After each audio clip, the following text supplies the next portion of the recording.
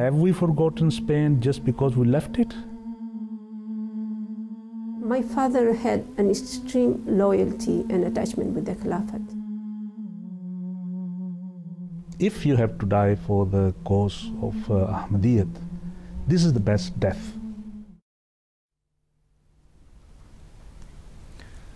Bismillahir Rahmanir Rahim. Assalamu alaikum wa rahmatullah, and welcome to Servants of Allah. Inshallah, in today's program, we will be looking into the life of an outstanding individual, Maulana Karam Illahi Zafar Sahib, one of the first Ahmadiyya Muslim community's missionaries to be sent to Spain. We will be discussing the great services he rendered and the sacrifices he endured for the propagation of Islam and Ahmadiyyat, and thus truly became among the servants of Allah. Joining us here in the studio for our discussion is his son, Fazl Illahi Kamar Sahib. Assalamu alaikum, Kamar Sahib, and Jazakallah for joining us here in the studio. Wa alaikum assalam wa rahmatullahi wa barakatuhu. Kamar Sahib, when we look back into the history of Ahmadiyyat, we find that your father, Maulana Karam Illahi Zafar Sahib, is a very well-known figure, particularly for his preaching in Spain. But before we discuss about his various aspects of his life, his personality, and the great sacrifices he endured for Islam and the propagation of Ahmadiyyat, if you could just give us a very brief introduction to your father. Okay. Well, first of all, I would like to thank all of you this opportunity in the name of my family, especially my mother, that with the grace of Allah is still alive, for having this opportunity to speak to the MTA viewers.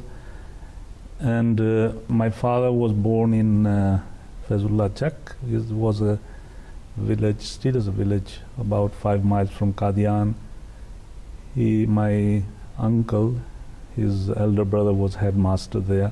So his basic education was at that time in this village.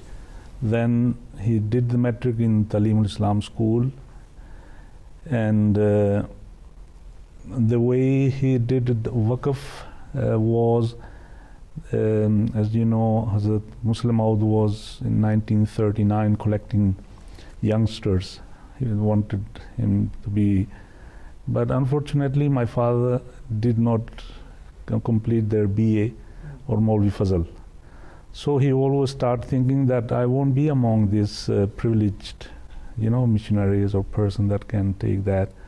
So after, there is a conversation between Hazrat Muslim Maud Raziyallahu anhu and my father that I will mention, because we will see some. Because we also had the opportunity to interview various members of your family. And one footage we actually would like to play here as well for the benefit of the viewers is this particular subject that you're mentioning, how he decided to do his waqf and then also being sent to Spain.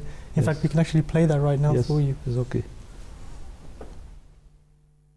जब हजूर ने पहला group जो यहाँ आने लगा था, Europe में तबलीग के लिए हज़रत मुस्लिम मऊद रज़ी अल्लाह ताला अन्हु ने पहले ग्रुप को नामज़द किया था, तो एक दिन हजूर ने, हज़रत खलीफतुल मसीह सानी ने इस ग्रुप को बुलाया, ताकि उनको इंटरव्यू के लिए बुलाया, ताकि उनका नामज़द करें कि किस किस मुल्क में जाना है आप लोगों ने।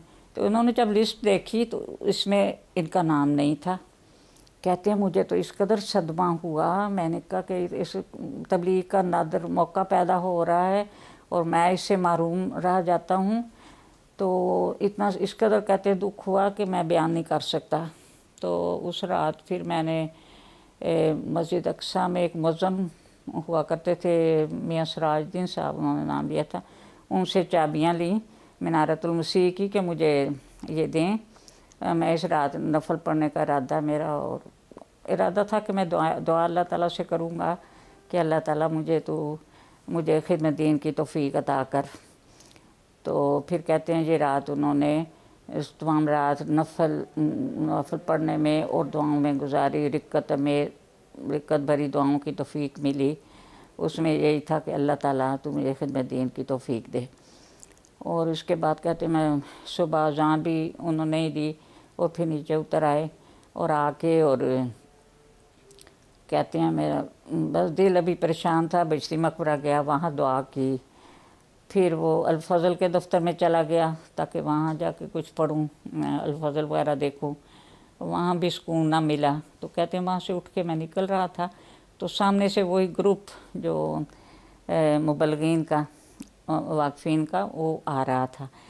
कहते थे मैं उनको देख के मैं चाहता था मैं इनसे नज़रों से ओझल हो जाऊँ, छुप जाऊँ, मगर उन्होंने देख लिया और दूर से ही मुबारक मुबारक कहना शुरू कर दिया और कहने लगे हुज़ूर ने आपकी गैर मौजूदगी में आपको स्पेन के लिए नामज़द किया है। वो किसी की गलती की वजह से इनका नाम दर्ज होने से रह गया था, ये वजह बनी थी। तो खैर कहते हैं मेरा दिल अल्लाह ताला की हमद से भर गया। हज़रत खलीफतुल मसीह सानी की पूरी शफ़क़त, उनकी शफ़क़त का ख्याल करके आँखें भी भीग गईं, जी चाहता था उसी जगह ही सजदा पर गिर जाऊं, पर शुक्र कि अल्लाह ताला ने शुक्र है उनकी दुआओं को सुना। Just small memory that came to my mind when Azur asked my father that if I cannot send you money, what would you do? My father said, well, I will do this construction work. Azur said that you don't have experience in that, so you know, imagine that you build a house with the walls inclined, so nobody will ask for your services. Azur said, okay. My father said that, okay, then I will wash clothes. You know, Azur said, if you don't know this job, you know, you will, you know, the dress, shirts, whatsoever, you will destroy them, and they will say, please don't come again. Then my father said, okay, I will do whatever I can. Hazur said, look, there are hundreds and thousands of people that die without any purpose. So, if you have to die for the cause of Ahmadiyyat, this is the best death. Then this is Hazur accepted his waqf, and it so happened, if I will relate on the next, you know. Jazakallah, thank you very much. Qamar Sahab, you know, we've just heard the footage, and you've also mentioned that your father had the great honor and privilege to be one of the first missionaries to be sent to Spain by Hazrat Muslim Maud radiyallahu ta'ala anhu. And we also know the great significance of this, you know, that the fact that if we look in the history of Islam, the Muslims, there was a golden period of Muslims in Spain, but unfortunately they were forced to leave. And then almost 700 years later, it was through the revival of Islam that was being done by Jamaat Ahmadiyya that your father was being sent as a missionary. So my question is regarding to this particular phase of his life, you know, when he went to Spain, you know, how did he convey the message of Ahmadiyyat and Islam to the people of Spain? Okay, I will tell some anecdotes at that time, but first of all, let me quote two writings or in the khutbah of Hazrat Khalifatul Masih Sani regarding Spain, Raziyallahu anhu. So Hazur said, Spain is a country that had witnessed the splendor of Islam, but this light is manifested as a result of war, and as a consequence it was extinguished.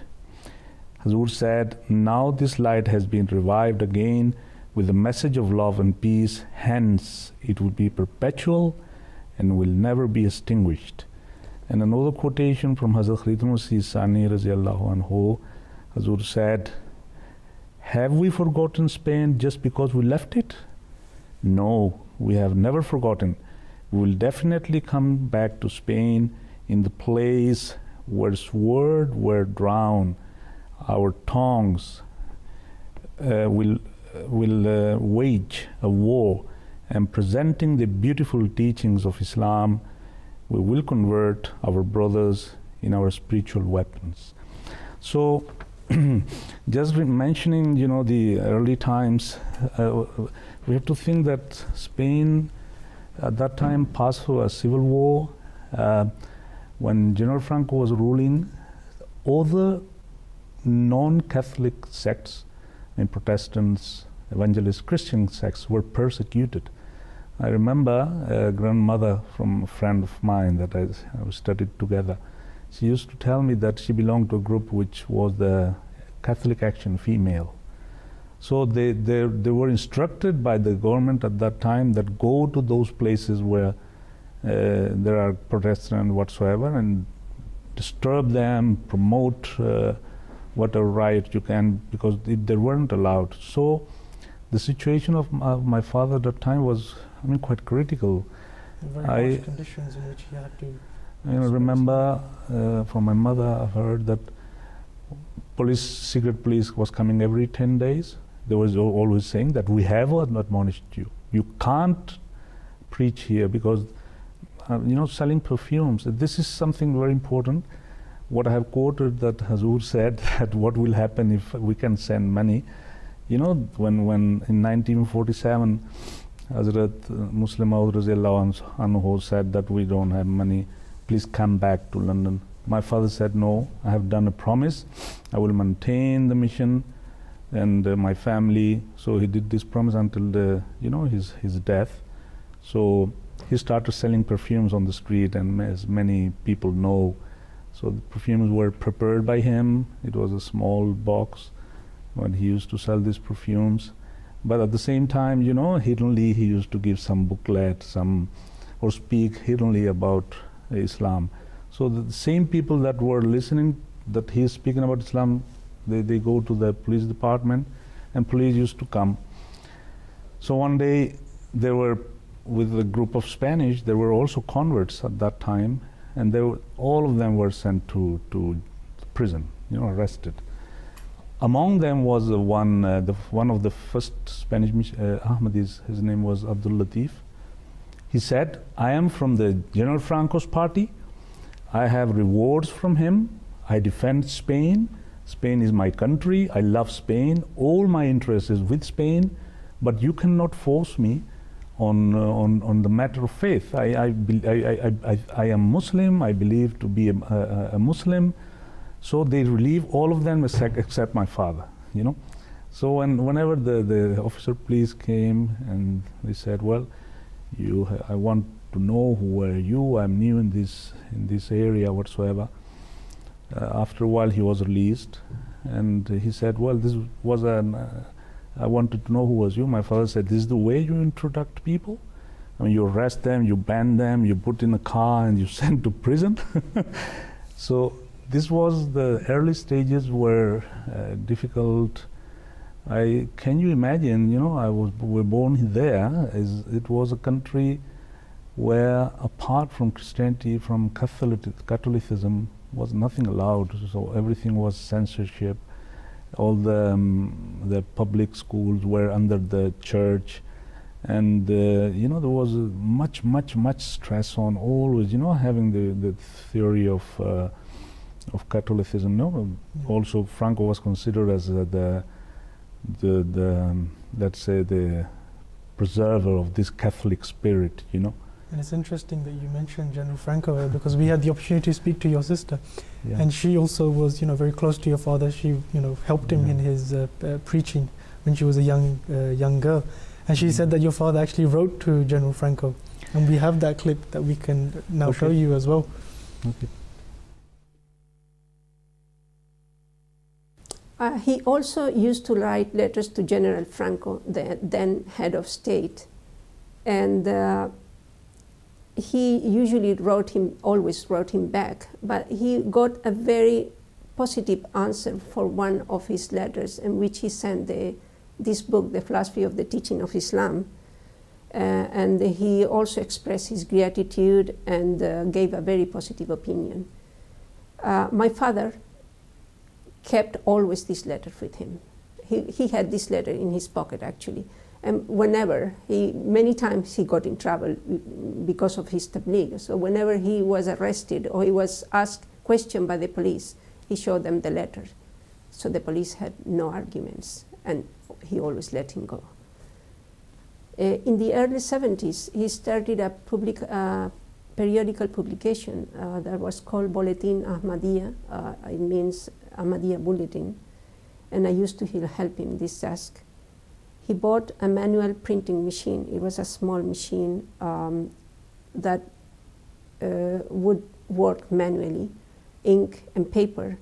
And we started publishing initially hundreds of issues that would gradually increase to a few thousand, 3,000, 4,000, 5,000. And it was basically monthly or maybe every other month.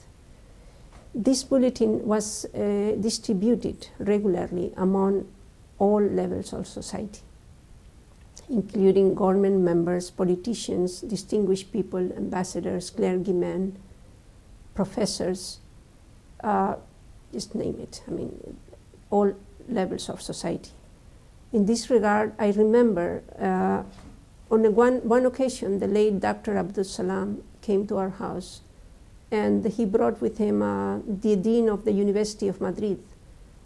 The dean, when he came to our house, we have a small flat at that time and nothing special. He was kind of distant, wondering where he was. Suddenly, after some time, suddenly I heard some laughter and expression of joy. What happened is that my father introduced himself as a head of the Ahmadiyya community. And hearing that, the dean say, I thought the Ahmadiyya community was a very big and luxurious building. And I receive your periodical bulletins, and I'm aware of your beliefs in your community. Then my father opened a small cabinet that was in the living room, and he showed our old printing machine. And he said, this is our office. Well, I was also there. Regarding the letter of General Franco, and there was another letter of the Archbishop of Sevilla. My father used to have both letters here on his pocket. So he was arrested, banned again, go to prison, and he used to show these letters because textually, you know, that what General Franco said was, he sent the book about Islamic Sulki philosophy. He said, his reading has been very rewarding for me, and I thank you with all my heart. And the bishop said that I agree with you in all those values that separates man from materialism, and you know, this help to go near God. So this was the way that whenever he was in prison, he used to show this letter. So police said, okay, if you know General Franco is saying that he likes this book, why should we arrest him? And I have another anecdote that is, I think, very interesting. Once the head of police said to my father that I have decided I won't arrest you more, because every time there were complaints that this man is preaching Islam, please, he's contravening the law, he's not, I mean, he's doing whatever he wants, so it's forbidden, he can't do that. So whenever he spent some few days, I mean, I have never been a long time, he started preaching among the, you know, the people that were in the prison. So this head of the police said, I won't call you more, because if you come here too much, we'll convince all of us. So whenever there was some call from a director from a school whatsoever, he said, okay, just don't disturb this man. Then in 1965, I don't want to make it much longer, Manuel Fraga was a great politician in Spain, was Minister of Franco. He received my father and he gave the authorization for those books. Then, you know, with the grace of Allah, it was the first time when, you know, were published in thousands, you know, thousands of Islamic Sulki philosophy. They were published, the Islamic structure, the economic structure of Islamic society, what is Ahmadiyyat, the promised Messiah has come, what are our thoughts about Jesus Christ, whatsoever. So there was a period in which, you know, somehow some authorization was given, and then I remember my father used to publish, because he knew that there was some, you know, somehow they wouldn't say much, but do it at home, don't disturb us much. This was somehow, you know, a type of relation with the government. You know? Despite such harsh conditions, it was actually his passion for tabligh that, led him to go out there, even in such, taking a risk, but conveying the message of Ahmadiyyat and Islam. It's amazing. Also, one very interesting thing that we've heard about your father, if you perhaps could elaborate it here, was that, when he would do his preaching, he often would meet high dignitaries and, high levels of the people of society. He would never compromise his religious values. If you could give any examples of this, for instance, the handshaking, which could be an issue all the time, but how did he deal with that? I remember he used to tell us that in early 60s, 70s, he used to go to fairs, big fairs in Barcelona. So General Franco opened this fair, and his wife was with him. So my father shook the hand of the general, and then his wife, Doña Carmen, she also presented her hand to my father. So my father said to General Franco that this is your flower, it's not mine. So this was a very, he used to be very intelligent. I remember he used to have always some bottle of perfume because he never shook hands to women.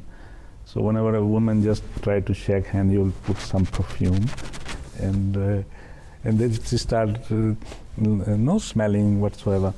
Once the kings of Spain, he wrote a letter to the king of Spain, and he said that I want to meet you, but I will say Assalamu alaikum, I will say Musafa to you. You won't do any Musafa to my wife. I won't make any Musafa to your wife. We will be in the separate rooms.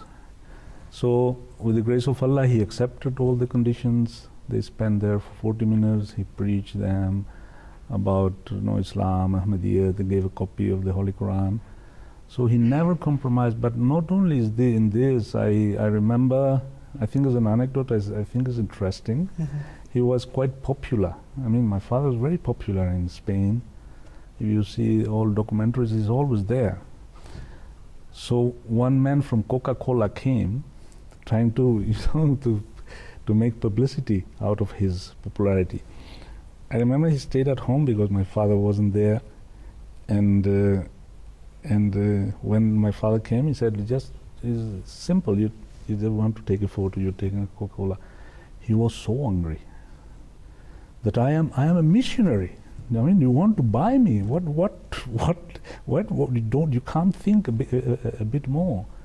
I have nothing to do with this things, So he was completely solid to the teachings of Islam. He didn't give never ever single concession. And also, the fact that you said earlier in the discussion, in the interview, you said that how harsh the conditions were. But despite the harshness of these conditions, it was his passion, his drive to spread the message of Ahmadiyyat and Islam. And eventually, it was in 1982, we can say that he was rewarded for his efforts. If you could just elaborate on the significance of 1982 in relation to Spain and Islam. I think this is a great favor from Allah Ta'ala to him. First of all, let's speak about Islam. This is the main thing, inshallah, Islam will come through Ahmadiyyat to all Europe, and this is, I think, is an event that will, with the time, people will see. And regarding my father, what I really, with thanks to God, is that many people fight for a great achievement, but maybe the generations see the fruit. But Allah Ta'ala give the reward in his life. This is the main thing I can say regarding my father. I mean, that day was extremely joy. Can't imagine that after such a long effort, such a long sacrifice, you see the opening of the first mosque. You see the dream, that you had been thinking, and if you imagine the past, how many difficulties were there. So it's really a great favor from Allah. So Alhamdulillah. Yeah, obviously, it's virtually impossible to, in just a small program like this, to encapsulate, the passion that he had for tabligh, and how he conveyed the message of Ahmadiyyat and Islam, and established a Jamaat in Spain in such harsh conditions as you have mentioned. And we cannot do justice to his efforts, but obviously the Khulafa have mentioned how he would go out and convey the message of Islam and his passion for tabligh, which we can hear now. कहाँ वो ज़माना था कि एक शख्स खलीफा वक्त की आवाज़ पर लबैक कहते हुए यहाँ आया, जब हालात मुकम्मल तौर पर मुखालिफ थे। इस्लाम का नाम भी चुप कर लिया जाता था, कुजा ये कि तबलीग की जाए। माली लिहाज से भी जमात की उस मुजाहिद अहमदियत की कोई मदद हासिल नहीं थी। ख़ुद इतर बेच कर अपना घर भी चलाया और मिशन के अखराजात भी पूरे किए और इंतज़ाम भी चलाया। एक शौक़ था, एक जज्बा था, जिसके तहत हमारे पहले मुबल्लिग़ करम इल्लाहि ज़फर ने काम किया। Kamazab, we had the good fortune of going to Madrid and witnessing the stall where your father would preach, which you mentioned earlier as well. And it was also interesting to see that how you have continued that tradition. And for the benefit of the viewers, we would like to show them that stall and how he would do his preaching.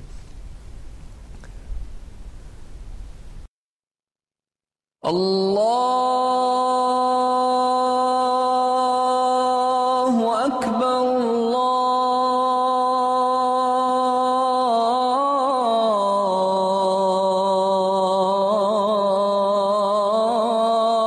Allahu Akbar. Presenting you the place where my dear father, Maulana Karam Zafar Sahab, used to sell perfumes in Sunday markets. This was the box in which, he has different flavors, and people used to come and he used to mix flavors and put into small bottles. And for those new generation of Ahmadis is worthy to mention that Allah Ta'ala blessed this small box so much that only with this small box my father was able to publish thousands of books on Ahmadiyya, Islamic Sulki philosophy, and other books and booklets, and spread all around the Spanish geography. And there was so much blessings from Allah Ta'ala in this small box that during many, many years he maintained the mission according to a promise he did to Hazrat Khalifatul Masih Sani Raziyallahu Anhu. When the partition took place, Hazur called him back, and my father said, no, I will do my job to continue the mission. So this place is for the history of Ahmadiyyat in Spain is very peculiar. With the grace of Allah, I have preserved it. It is, in my case, is 40 years now. That 48 years now I'm here, and I have preserved photos and recordings from that time.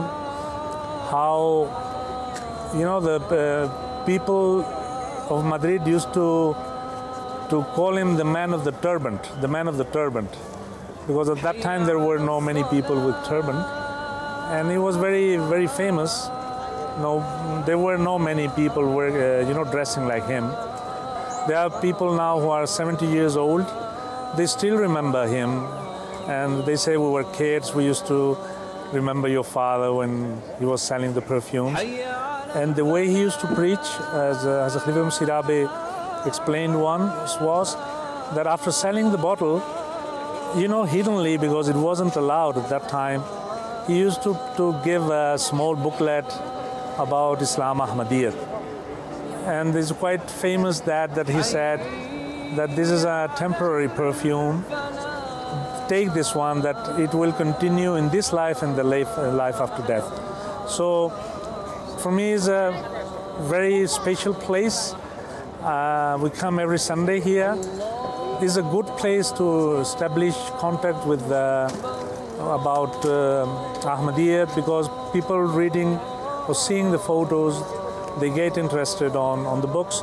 We get the contacts whenever someone is interested. We take his email, address, telephone, and inshallah I hope that we will continue with this place in the future.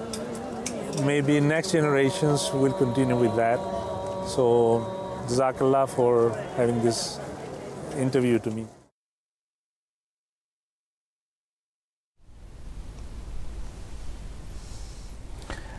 Well, this is, for me, is an historical place, and I have, with the grace of Allah Ta'ala, I have preserved it for the last 48 years. I mean, this is a long time in my case, and I have extreme love for this place. So my father started the work there. As you have seen there are some photos at that time. He was remembered as the man of the turban, the man of the turban. So, as I mentioned previously, many generations of Spaniards and people from Madrid remember, you know, this image, because they have this image. And also, as I have mentioned, is a very good place to make contacts among the people, because you know they are somehow shocked that the missionary of Ahmadi Muslim community in 1947. So they come, they see the books, they try to know which are the, you know, our objectives. Also, there is a photo of Hazrat Khalifatul Masih. So many Arabs comes there. They see that, they see on MTA. So is whenever Allah Ta'ala will give me this opportunity, I will try to maintain it. But have in mind that also, you know, very great important people from the Jamaat have come there when my father used to sell there. Mm-hmm. So I mean, I appreciate that. These are my roots. These are the place where I have been. My father taught me whatever I learned from him. I've learned from there. The way he used to preach to Christians, all the arguments I have learned from this place. So I mean, it has been my school of school. It's been a real school for me, you know. Qamar Sahib, as a son, you had the opportunity to witness your father very closely. If I could ask you that, in your opinion, what was the best quality of your father, and how did it manifest in himself? I think his complete commitment to the Islamic teachings. No way, no possibility to bargain. He's a man that has been struggling from the beginning, just you know, within such hard conditions. You know, is hardly to. It's very difficult to understand that when everyone is seeing you, as something strange, and if you don't have this strong conviction is psychologically is a torture. But I remember my father, he was forgiving everyone. He didn't, to insult him, he didn't care. I've seen when I was a kid that used to, the stole, the fanatic Christians to tremble, and some bottles of perfume were broken. Never said anything. So these were really, these qualities that you can forgive the person that you have. Another thing that very important is the courage. I mean, my father was a brave man, self-confidence, never as I have told you before, he was a man of powerful conviction, and this personality helped him a lot during all the achievements. So I would like to mention, if you allow me, an anecdote is quite interesting. I remember it was 1980, 2 months before this first stone ceremony. A telegram from Hazrat Khalifatul Masih Salis, Rahmullah, came. It was late night. It was, I think, even 12, 11, 1 o'clock in the morning. It was too late, I remember, that your embassy in Pakistan is putting troubles for the visa. I remember my father walked me out. We used to have a very small car, Fiat 600. And at that time, roads were not so good. It took 6 hours to go to Madrid. Calculate the time. He said, let's go to Foreign Affairs Ministry. Big cars, Mercedes, He said, my father said, park there. And I mentioned no complex of any inferiority complex. Old car, we parked there. He entered there, it was very early in the morning. He said, I want to meet the general director of Foreign Affairs. Nobody asked him, who are you? Where are you going? Which is the purpose of your going? Just only said, yes, go. He reached this gentleman and said, what are you doing? Why you are putting impediments that, people want to come to for the first stone. And he said, who is putting you this impediment? There was a telephone immediately to your ambassador in front of me. And then he telephoned, is there any problem? They said, well, don't put any problem to this Ahmadis. Don't put it. Then my father said, Jazakallah, Assalamu alaikum. And then he said, let's go back because we have plenty of work to do. So this was a constant in him. Just tawakkal Allah. Absolutely. Completely tawakkul. And it's an amazing contrast to, how you said how he initially came to Spain and the conditions were so harsh. Yes. And then now you're relating this particular incident where he had so much influence, obviously because of his trust and from the help of Allah the Almighty. Yes, always, this confidence was giving him this strength, this power of convincing others. Absolutely. We also had the opportunity to meet your elder brother, Mansoor Sahib, in Valencia. Okay. And we also posed this question to him as well, if he could tell us about what quality he observed in his father. And he mentioned something as well which we would like to play for you here. I remember he hardly had any possessions. He had a briefcase in which he would put his leaflets, books, and material for tabligh. He was having a radio in which he would listen to the news. And he was having his suitcase where he was putting his perfumes that he used to sell. And I remember he also had a movie camera that somebody gave him as a gift. Apart from that, I don't remember my father having any sort of thing that he would express that he would like to have any sort of material thing. Many friends, they were ready to give us TV sets, and my father didn't want that because he always wanted to have not only a simple life but good entertainments for the family. Moving on, one very important question that I would like to ask you now is that if we study the life of all the past missionaries who attained any kind of success in the field of tabligh, preaching, is there a very strong link with Allah the Almighty. So my question is that what was, as a son, you had the opportunity to observe your father very closely. What was his link like with Allah the Almighty, his relationship with Allah the Almighty? The one thing that now I think is being a, let's say, mature person is that something we used to see as a routine in our daily lives, that we used to help to fill these bottles. And you know, the small box used to have, if you logically think, you have a logical approach to that, it is impossible that a man could maintain 6 children.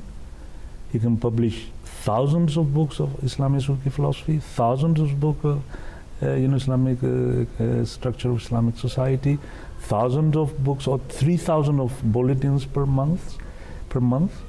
So apart from that, there's not a special favor that Allah Ta'ala was doing on him. There is no other explanation. I remember sometimes we have been helping him in this selling perfumes, that if next Sunday was cloudy and it was raining, previous Sunday Allah Ta'ala used to give him 3-4 times more. So I mean, this is something that, although you have a special link with God, full confidence on him, or you cannot create that, because we, now living in this society, we are worried, we will lose our job, we are going to lose our jobs. And I think on our saintly people, and they didn't care that what will happen tomorrow. And I quote you one anecdote that I think is very important for all of us. Once, the man that he used to buy the bottles, empty bottles, in another factory. So the man came that please, I want to have this bill paid by today. My father said to him, come after 3 o'clock. He said, okay, I will go for selling. Allah Ta'ala will give me the money. So my father used to tell that this day I didn't sell a single bottle. 0. He was praying that Allah, what I have promised him, that I have to pay him the bill. So he said, well, it's your will, so I accept it. But strange thing, no single bottle. Can you imagine? He used to sell 1 bottle, 2 bottles. So he was coming back. He was just entering on the. There are flats in Spain, no, on the gate. Suddenly, someone called from his back. He was a wholesaler. He said, "Oh, man of the perfumes, I want to buy this and that and that and that." Just that he opened that in the main entrance, and he bought the same amount of money that the other person that was waiting there for collecting, what my father said. So, in a nutshell, what I want to tell you is that the fully confidence in Allah Ta'ala, and this has been his I think it was the help trend from Allah the Almighty that shows us, indicates that how much of a strong relationship he had. In fact, talking about the help that he received from Allah the Almighty, your mother related a very interesting incident about him once going to Jalsa Salana, which we can actually hear from your mother's words. इस वक्त एक वाक़या बयान करती हूँ। पुर्तगाल का वाक़या है कि सन 95 की बात है कि उस वक्त जलसा सालाना लंदन, यूके का जलसा करीब था, तो ये कहने लगे वो हमारा जाने का प्रोग्राम नहीं था, क्योंकि एक तो इनकी सेहत इजाज़त नहीं देती थी, कमज़ोर थे, और मगर ये कहने लगे, एक दिन ऐसे ही बैठे बैठे कहने लगे कि मैं लंदन जाना चाहता हूँ जलसे पर, तो मेरा टैची केस लाओ, उसमें ज़रूरी चीज़ें वगैरह रख दो। तो मैं खामोशी से मैं करती गई, वैसे ही जिस तरह कहते थे करते गए हम लोग। और फिर बच्चे को किसी को कहा कि ये पैसे लो, मेरे लिए टिकट का इंतज़ाम करो कि मैंने जाना है लंदन।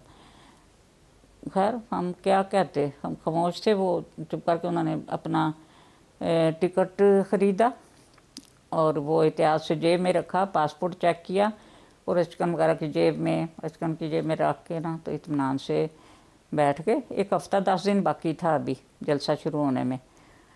तो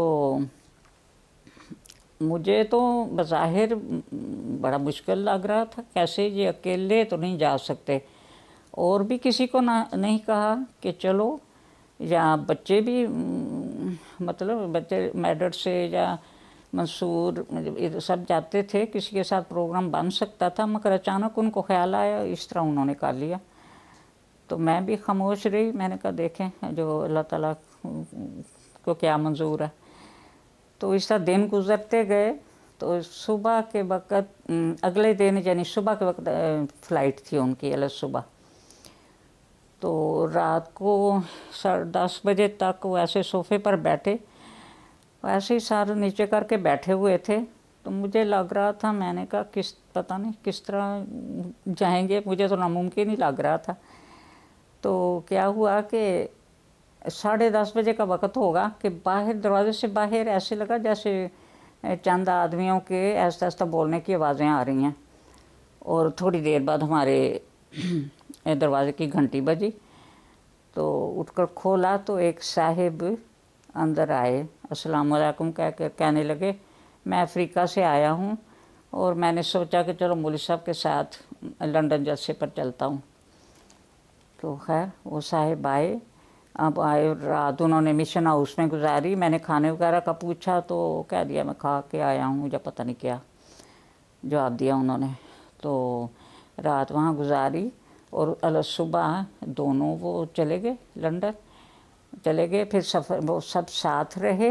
वापसी पर वो फिर साथ थे और फिर वापसी पर घर तक दरवाजे तक छोड़ के उनको सोफे पर बिठा के कहने लगे अब मैं चलता हूँ और ये मैं चलता हूँ क्योंकि मेरी फ़्लाइट का वक़्त है अब। तो इस तरह ये हमें नहीं पता वो कौन थे और यानी किसी ने हमसे रब्ता नहीं किया था, किसी का फ़ोन नहीं था, किसी ने कुछ ये भी नहीं पूछा था कि कोई प्रोग्राम है भी किसी का जाने का या नहीं। ये बस अल्लाह ताला की मदद ख़ास फजल थी जो पता नहीं जो अल्लाह ताला बेहतर जानता है। Moving on, as Ahmadis we are blessed with the institution of Khilafat Ahmadiyya, and in essence the actual revival of Islam that is taking place is down purely to their prayers and their day and night struggle and efforts. And if any success is achieved by any life devotee or missionary or any Ahmadi, it's because of their attachment with Khilafat. So my question is that your father also achieved great success in Spain, in establishing Jamaat in Spain, in conveying the message of Islam and Ahmadiyyat to the people of Spain. So no doubt he had a very strong attachment and a bond with Khilafat Ahmadiyyat. And one footage we actually would like to play here as well for the benefit of the viewers is this particular subject that you're mentioning about his strong attachment with Khilafat. And your brother and also your sister also spoke about this, which we can now play on the screen for you. In London, I remember once when I went, when I was the Khalifatul Masih, Salis went there and I was with him. One day I asked my father if I could go and visit the family and visit a bit of London. And I remember that my father's expression saw his, that he was a bit upset of hearing me saying that. No? He said that I would have many chances in my life to see London and I would have many chances to see the rest of the family. But while Hazur was there, I should get all the blessings and all the privileges and all the good things that comes to be in the nearness of Khalifatul Masih. My father had an extreme loyalty and attachment with the Khilafat. I will just mention one event that reflects his love for the Khilafat. On one occasion, Hazrat Muslim Maud radiallahu anhu, in one khutbah, said that Allah has given me such devotees ready to sacrifice their life at my indication that if the suicide was not forbidden in Islam and I were to dig a spear on the ground and I command 100 of them to jump onto that spear, the world would contemplate this Nazara. At that time, my father, Abbajan, told to my mother that when I was listening to the khutbah, जब मैं khutbah सुन रहा था, मेरे दिल में ये हाल था कि मैं सोच रहा था कि अगर इशारा करें, हज़रत हजूर इशारा करें, तो सबसे पहले मैं होता है जो छलांग मारता है. It means that when I was listening to the khutbah, the condition of my heart was such that I was thinking if Hazur indicate that, I would be the first one of jumping into the spear. Kamsa, we've spoken about Maulana Karam Zafar Saab's, preaching and how he had so much interaction with people, so many different relations with various people, of all kinds of people in society, of all levels. But you as a son had the opportunity to see him very closely. You were growing up in the same home. What was he like in inculcating those moral values in your upbringing? What was he like as a father in bringing up his children? He was a man that couldn't have this. He couldn't see people wasting time.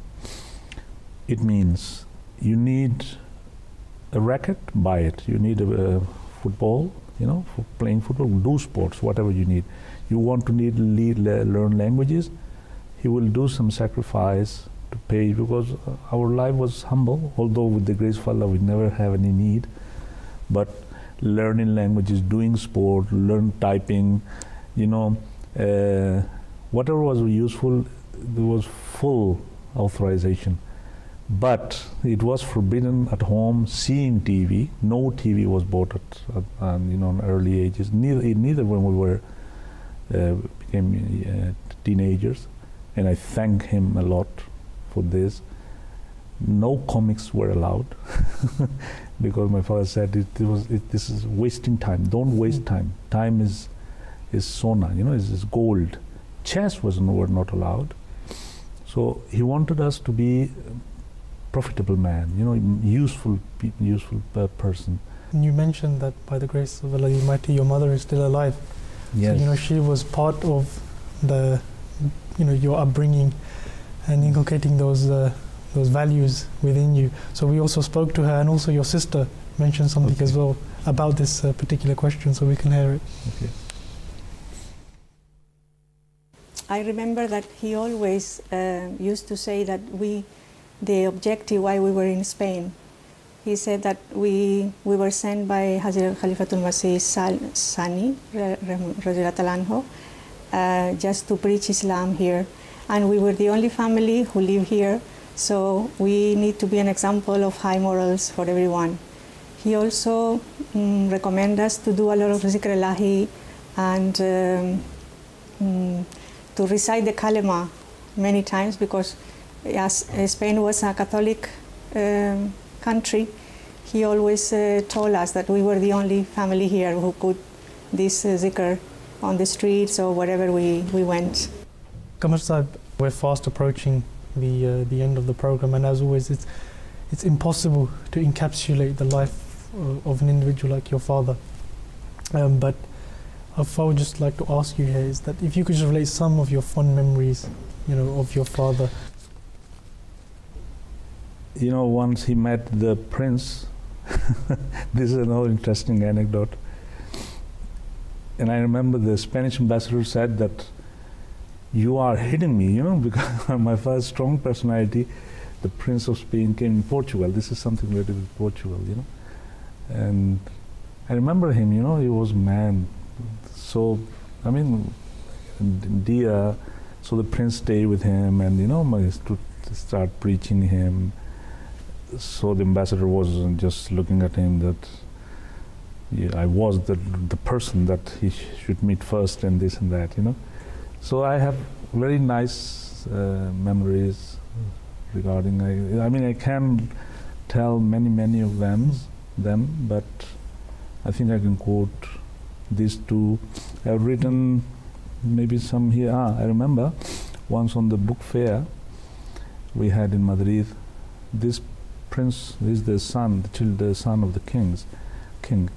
He came to our stall, and when I offer a book of the Holy Quran, he said, no, I have got a copy that I've got in Portugal with the man with the turban.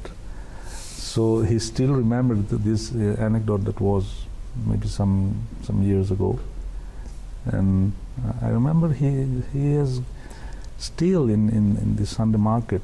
I see generation remember him, because there were small kids at that time that came with their parents. So my father was with the turban.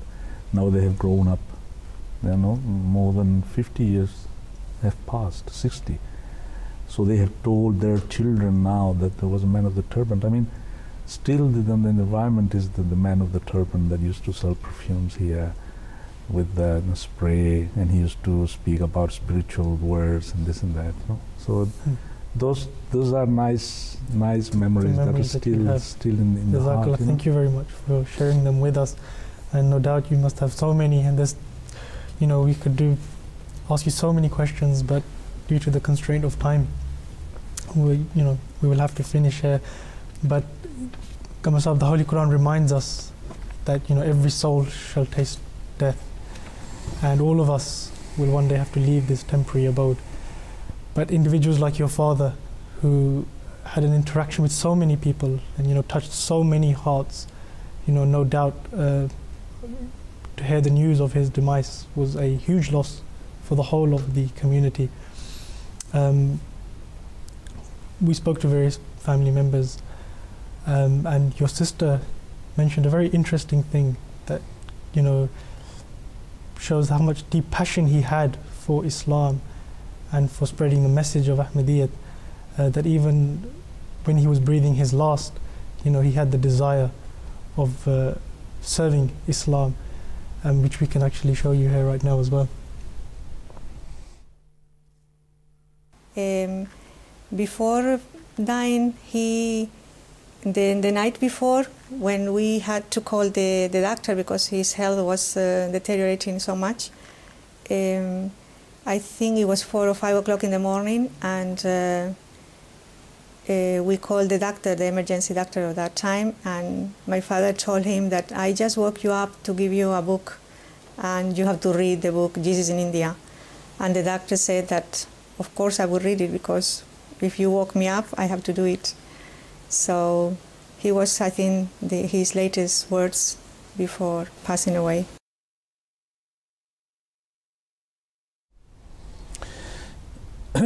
Well, I remember these sad days. I would like to tell that Mukarram Abdullah Shah Sahab, that was missionary there, Mirza Nasran Sahab, came to Granada. He actually died in Granada, and they did the ghusl. So there was after that the funeral procession that went to Pedro Abad. All the Jamaat went there, and I mean it was very, let's say, the missing of someone that I remember that the members of the Jamaat said that don't think you are the only son, or you are the son of Maulana Sahib, because we were also their children. So consider that Maulvi Sahib was our father also. So I remember the deputy mayor came to the burial. I remember the regional press from Cordoba, El Diario de Cordoba, published a page on the demise of my father, and there were calls all around the world for many days, just giving the condolence about this sad news. And he was buried there in Pedro Abad. Somehow his desire was to be buried in Spain, because he loved Spain, and I think someone proposed that why we don't bring to Behishti Maqbara Rabwa. But I think he always said, no, that I want to be buried here. It's a very simple tomb. It's very near the Basharat Mosque. And well, this is how things happen. What my sister mentioned is true. I mean, he just on the last breath, he was saying that if you don't, he told me, I tell you, because I am his son, the night before, he was much worried. Who will take care about the Spanish Ahmadis?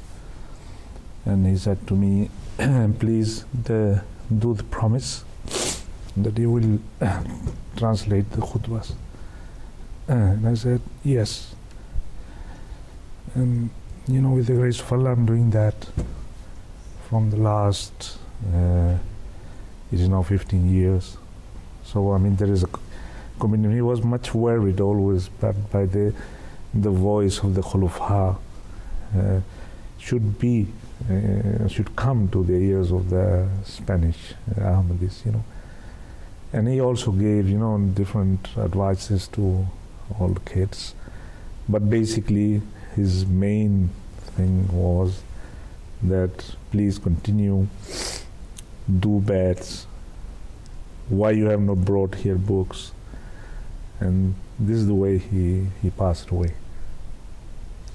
So like your sister mentioned, you know, she was there at the time. You also were there at that time as well. If I could ask you about your own personal thoughts of that time, of being there and hearing the news of his demise, and you know, what the feeling was like in the home and the atmosphere then. You know, then, you know, his sense of become an orphan. Because, as I've told you, you know, his confidence of Allah Ta'ala was so much that being with him, you don't feel, I mean, that you will have this, you know, the future. Now, what about the job, whatsoever, that we think. I mean, one reflection I think we should, all of us must do, is that if those people that have been example for us, they putting the trust in Allah Ta'ala, they have shown with their lives that Allah Ta'ala has helped them, you know. So I think we should follow their example.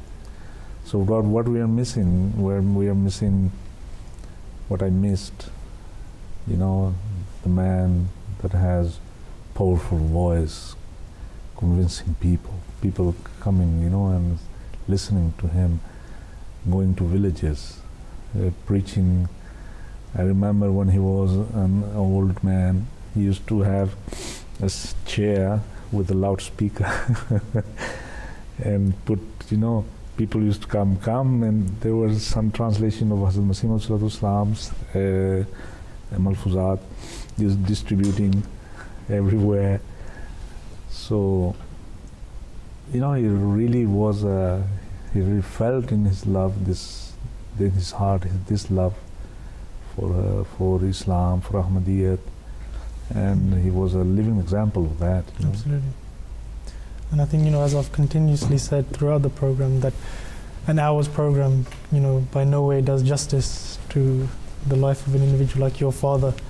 But the words of the Khalifa, you know, they convey that and portray, you know, you know, the image of your father and his works and his efforts, and you know, the great stature that he had.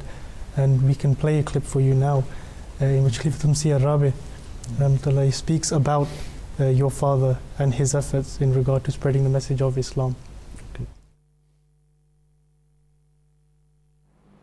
तबलीग आखिरी दमों तक करने का ऐसा जुनून था कि वफात से चंद मिनट पहले चोटी का डॉक्टर उनको देखने आया है कि क्या हालत है, और उसी हालत में मुंह में ऑक्सीजन लगी हुई है, या हटाकर या कुछ ज़ोर लगाकर अपनी बीवी को कहा फ़ौरन जो है इस्लामी उसूल की फ़िलासफ़ी वो इस सर्जन को दे दो। उनकी बेगम से जब मैंने ताजियत का फ़ोन किया, उन्होंने कहा कि वो सर्जन मुझे कहते हैं क्या शख्स है, ज़िंदगी आखिरी दमों तक जा पहुंची है, जान लबों पर आ गई है, और मैं इसकी तबीयत पूछने आ रहा हूँ, ये मुझे कहता है मैं फ़लाँ किताब पढ़ो। और हर एक से यही हाल था, सारे इर्द गिर्द के मरीज़ उस वक्त उनकी तबलीग का निशाना बने हुए थे। Jazakallah Kamal Sahib. Thank you very much for taking your time out and joining us here in the studio and sharing with us some of your precious memories and shedding some light on an inspiring personality like your father, Maulana Karam Zafar Sahib. Once again, Jazakallah, and thank you very much. Join us in the next program of Servants of Allah, when we will be discussing the life of another inspiring personality of the Ahmadiyya Muslim community. Until then, Assalamu alaikum wa rahmatullahi wa barakatuh.